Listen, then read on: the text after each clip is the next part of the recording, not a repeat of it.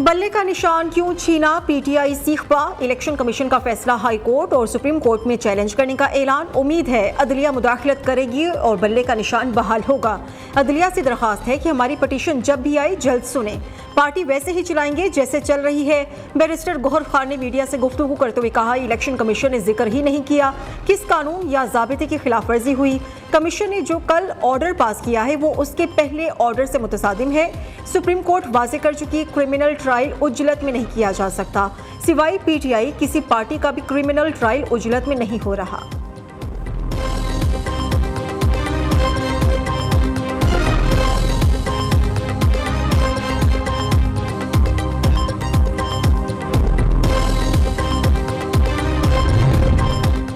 शाह महमूद कुरैशी को आज भी रिहाई ना मिल सकी। खुसूसी अदालत ने मचलकों की तस्दीक के बाद रिहाई की रूबकार जारी नहीं की। किसी को मालूम नहीं था कि आज अदालत लगेगी। हमारी वकला की गैर मौजूदगी में शहादतें कलम बंद हुई। साबिक वज़ीर खारिजा की बेटी मेहरबानो कुरैशी का इल्जाम। अडयाला जेल के बाहर मीडिया से गुफ्तगू करते हुए कहा कि आज जेल में 8 घंटे कार्रवाई चली।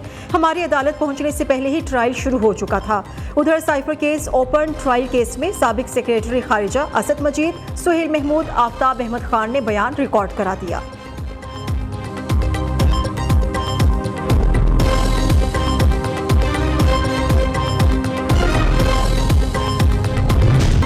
फॉरेन फंडिंग करने वाला मासूम है क्या? रियासत पर हमले करने वाला मासूम कैसे हो सकता है? 9 मई को पूरे मुल्क में आग लगाने वाला मासूम है क्या? तुम जिना हाउस जला दो और मासूम बनते हो। जो जजेस और इलेक्शन कमीशन को धमकियां दे वो मासूम कैसे हो सकता है? 190 मिलियन पाउंड स्कैंडल वाला मासूम है क्या? सुप्रीम कोर्ट ने खुद फैसला दिया, इसने आइन तोड़ा तो फिर कैसे मासूम हो सकता है? मरियम औरंगजेब ने सवालात की बौछार कर दी। तर्जुमान मुस्लिम लीग नून ने कहा है कि पहले लाडला अब मासूम कहकर मुसल्लत करने की कोशिश की जा रही है। अब सहूलतकारी नहीं मिल रही तो लाडले की चीखें निकल रही हैं। मुल्क में लूट मार और करप्शन का हिसाब तो देना पड़ेगा। साबिक वज़ीर इत्तलात ने सुप्रीम कोर्ट के रिमार्क्स पर तंज के निश्तर बरसा दिए।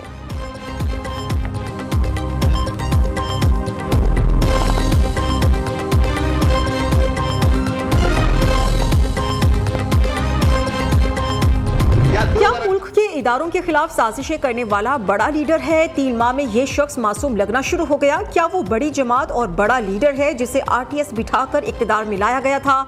शर्जील मेमन का अदालती रिमार्क्स पर सख्त रद्द-ए-अमल। पीपल्स पार्टी का साइफर से मुताल्लिक हकाइक अवाम के सामने लाने का मुतालबा। शर्जील मेमन कहते हैं साइफर को सियासी मकासद के लिए इस्तेमाल किया गया। साइफर लहराने से मुल्क को नाकाबिले तलाफी नुकसान हुआ। बानी पीटीआई ने जानबूझकर मामले को सियासी रंग दिया। कौम को गुमराह, आंखों में धूल झोंकी गई। साइफर हकीकत में बहुत बड़ा ड्रामा था।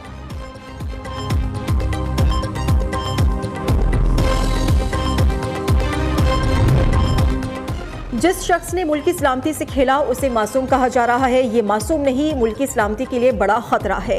एक नाअहल और साबित शुदा चोर को मासूम का सर्टिफिकेट दिया जा रहा है।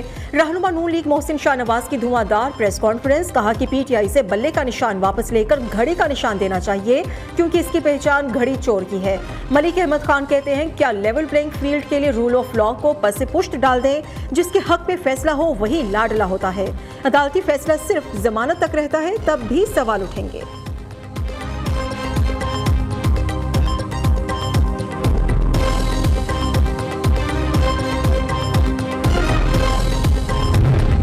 एक रिलीफ के बाद बानी पीटीआई का सुप्रीम कोर्ट से फिर रुजू। तोशाखाना केस में सजा का फैसला मुअत्तल करने के लिए अपील दायर कर दी। तोशाखाना केस में सजा पहले ही मुअत्तल हो चुकी है।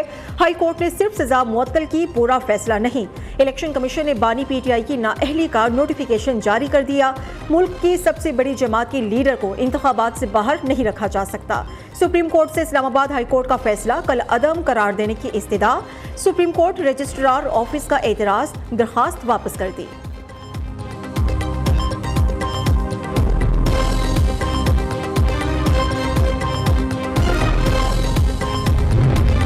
बुशरा बीबी के खिलाफ ऑडियो लीक्स केस। 2 तहकीकाती एजेंसीज के सरबराह 19 फरवरी को जाती हैसियत में तलब। इस्लामाबाद हाई कोर्ट ने तहरीरी हुक्मनामा जारी कर दिया। ऑडियो टेप कैसे हुई, किसने लीक की, अकाउंट होल्डर कौन था? FIA ऑडियो लीक्स शेयर करने वाले सोशल मीडिया अकाउंट्स की तफसीलात पेश करे। DGI बताएं कि पाकिस्तानी शहरियों की सर्विलेंस कौन कर सकता है? क्या रियासत पाकिस्तान के पास गैर कानूनी सर्विलेंस से महफूज रहने की सलाहियत है?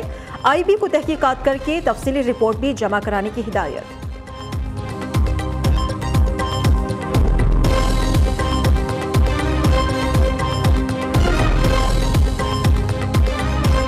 तहरीक इंसाफ का कोई भी बड़ा रहनुमा ताहाल कागजात नामजदगी जमा ना करा सका। मुल्तान में मुस्लिम लीग नून और पीपल्स पार्टी के ज्यादातर उम्मीदवार कागजात जमा करा चुके हैं। फैसलाबाद की 10 कौमी और 21 सूबाई नशिस्तों के लिए 1000 उम्मीदवार, पेशावर की 5 कौमी और 13 सूबाई असेंबली की नशिस्तों पर मजमूई तौर पर 700 से ज्यादा उम्मीदवार इलेक्शन लड़ेंगे। रावलपिंडी के 3 कौमी और 6 सूबाई हलकों के लिए नून लीग, पीटीआई, पीपल्स पार्टी समेत दीगर जमातों की उम्मीदवारान ने गुज़श्ता रोज ही कागजात जमा करा दिए थे।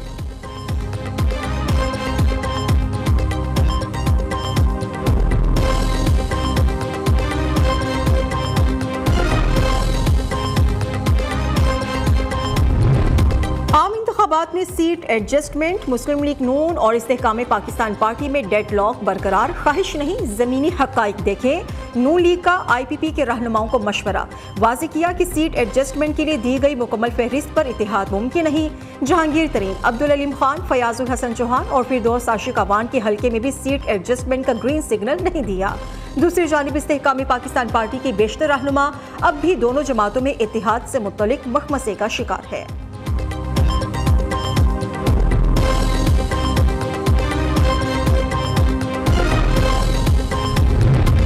परवेज इलाही आर्ज़ाए क़ल्ब में मुब्तला, अडियाला जेल से हॉस्पिटल मुंतकिल। सदर पीटीआई को गुज़श्ता रात से दिल में तकलीफ की शिकायत थी। जेल की हॉस्पिटल में तिबी मुआयना भी किया गया। परवेज इलाही को सीने में इन्फेक्शन भी हुआ है। उनकी हॉस्पिटल में ज़रूरी टेस्ट किए जा रहे हैं।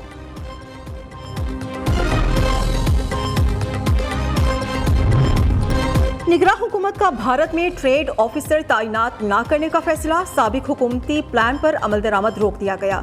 शहबाज शरीफ ने नई दिल्ली में ट्रेड ऑफिसर तैनात करने की मंजूरी दी थी।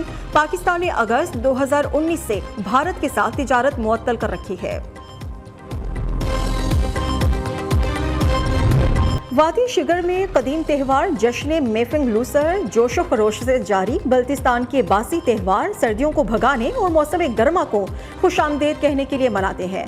बच्चे और जवान मशरे थामे ग्राउंड में जमा, मुख्तलिफ रंगों के फानूस हवा में छोड़ने से फजा रंगों और आग के शोलों से रंगी।